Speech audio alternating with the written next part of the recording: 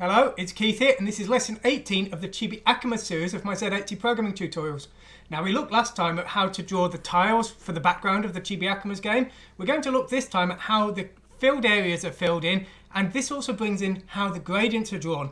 Now, we mentioned last time, but we didn't go into great detail into it, but the gradients are actually drawn at the same time as the filled areas and the tiled areas are drawn in. You see, the tile and filled areas are done by the VDP, but the Z80 can actually do work directly accessing the VDP memory at the same time, and that's what we do. Now, it's important we start drawing the tiles first and then do the fills second, because at the end of the fills, any remaining gradients will be drawn, and at the start of the tiles, the initial definitions are set up. Now, what we're going to do today is we're going to go over the source code. We're going to have a look at how the fill routines are done, which are very straightforward, and also how the gradient code works. So let's go and have a look at the source code. Of course, as always, everything is on my website with a text-based description of this. You can just see it in the background here. But we are just going to look at the source code, and I'm going to talk you through it today. Let's have a look. So here's the start of the MSX2 source code. Now, it's important to understand that the V9K uses completely different code for this. It doesn't do any solid fills at all, and the gradient routine, which is a different gradient routine, does all of the solid filling and the gradient simultaneously. The tiles are still done by the same code as we looked at last time, though. Now, how does the solid fill definitions work? Well, the definitions look like this. We have a byte, which is a Y offset.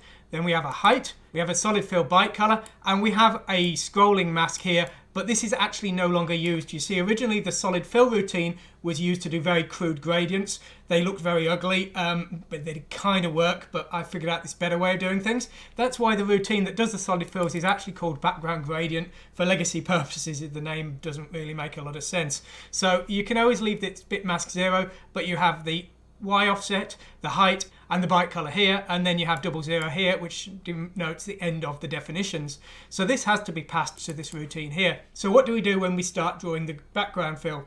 Well, what we do is we load in the Y position of the screen buffer. If you remember, depending on which screen is visible and which screen is being drawn, the double buffered screen, the screen will be either offset at Y equals 0 or Y equals 256. So we're loading in the current definition from here, and we're storing that in the destination here.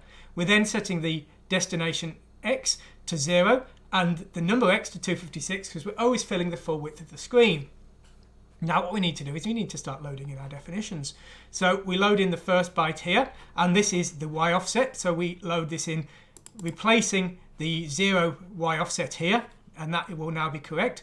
Then we load in the height, and we see if it's 0, and if it is, then we've reached this end definition here. So we just give up at this point and go to finish up, which we'll see later. Now what we do is we load in the number of bytes we want to fill, and we store that in NX, which is the number of bytes here, all in this HMMV definition here, which will do the fill command for us. Now we do have this code here, which, as I say, we could have taken out. I guess I left it in because I forgot maybe. Could have remmed it out, maybe got very slight improvement in speed, but anyway, it's still here. So this is able to scroll this 1 byte color definition here, but it's never used, so we'll just overlook that. And then we're loading in the byte that is the color for the fill. There's no ability to do checkerboards. That's the problem with the fill command. So you could only get very thin lines. That's effectively what the gradient was going to be before I managed to do this Z80 based gradient fill. So we load in that byte here. So now we load in my HMMV fill definition here into HL. And then we load in the Y position of the gradient and see if there are any more. If there aren't any more to do, then we jump to this very fast version here. And now what we do is we load in the gradient definitions here, and we see if we've got any more gradients to draw. Now, if we've reached a 255 in the gradient definition, which is held in IX here, then there are no more gradients to draw. And so we go to this fast version here, which uses the hyperfill. This uses the Z80 to fill bytes of the screen while the VDP is busy. Then when the VDP idles, it then switches over and does the remaining fill job with the VDP. So this is a faster fill command using both the Z80 and the VDP. But if we have gradients left to draw, we're not going to do that. We're going to use, and so what we're going to do is we're going to run the busy gradient command, which we'll see in a moment. What this does is it waits until the VDP is not busy and it starts filling the gradient as it goes. So the Z80 will be filling gradient, then the VDP becomes idle, and then busy gradient returns, and we're now able to run the solid fill command using this definition here. And then we repeat all the way back up to the top and repeat the procedure again. Very straightforward, really. Now, if we've got to this point and we've reached a 0, then we've finished drawing the background fill. But what we do need to do is now check if the gradients have all been filled. If they have, we just return, but if they haven't, we've got no more filling to do of the background. So what we do is we go into a loop and we keep filling the gradient until the gradient is done. We then have our shifting routine here, which is what's used by this, but as I say, in the ChibiAkumas code as it stands released today, it's never used. So just a waste there, unfortunately. Now here is the definition of the MSX2 gradients. They're very different to the V9K gradients, and they're also very different to the CPC Spectrum gradients. There's a strict rule on the MSX2 gradients that they have to be 4 lines per byte definition and also 32 lines in total. So 8 definitions, 4 lines per definition, and that makes 32 lines per gradient. So we've got one at the top here and one at the bottom here.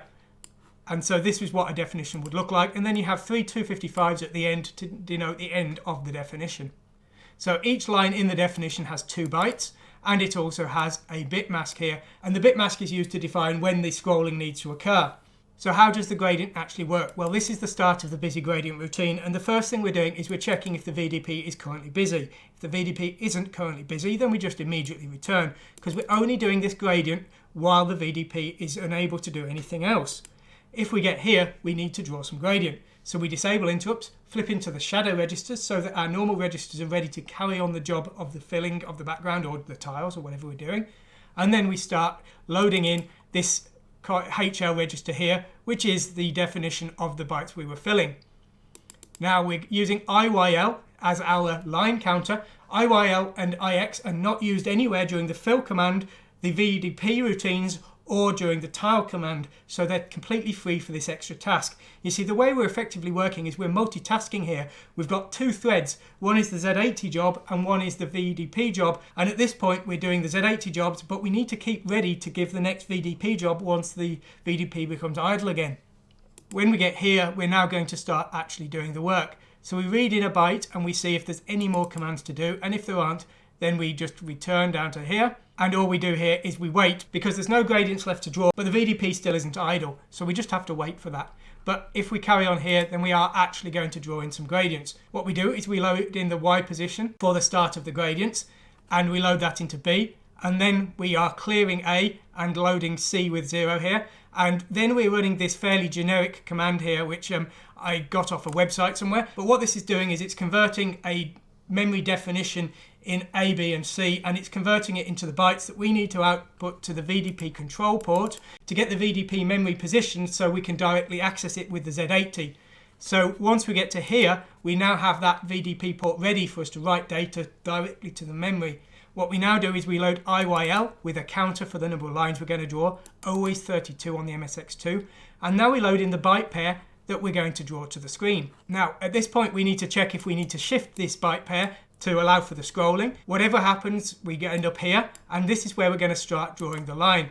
So you can see here there's some no-ops here. I had to quickly add a delay into this because it was malfunctioning on real hardware. It was, I went to some lengths using sort of this rather than out C, H, which would have been faster in theory, but the no-ops cancelled it all out. But effectively what we're doing here is we're doing 16 outputs to the VDP data port, which will write directly to memory. We repeat this 8 times. That's writing 128 bytes, which is a full line of the screen. When we get down to here, we're swapping the 2 bytes, and then we are going to decrease IYL, which is our line counter, and see if we've got to 0. If we have got to 0, then we're going to read in another definition. If we haven't got to 0, we're going to do another check. What we do is we check if the bottom 2 bits are 0. If they aren't 0, then we're still drawing the same pair of gradient bytes. Remember, the definitions, each byte definition is used for 4 lines, and there are 8 definitions to make up our 32 lines. So we're going to repeat again, and this will go down to here, and it will check if the VDP is still busy. If it is, then it will jump all the way back up here and continue again. If it's not busy, it will back up HL and it will return.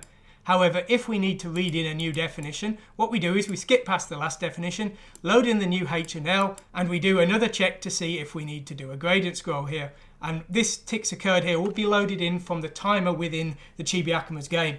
So that's done with self-modifying code there. And then what we do here is, again, we are just doing the return command here.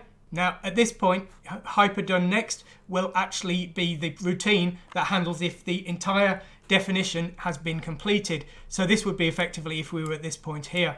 So what this does is it skips past the last definition by inking IX 3 times, and then it jumps to this point to read in the new definition. Now here's the scrolling routines. There's a left and a right version here, and effectively what we're doing is you've got to think that the 2 HL bytes are storing a total of 4 pixels. So if we're scrolling from right to left, we need to take the leftmost pixel, scroll all the other pixels across one, and then put the leftmost pixel back onto the right. So what we're doing here is we're taking the rightmost pixel, we're shifting it to the left, backing it up, and then we're taking the left pixel and we are shifting it to the right along with the pixels in L, and then we are ORing back in the pixel we stored here. So this is effectively scrolling the screen to the right. Now the normal version will go from right to left.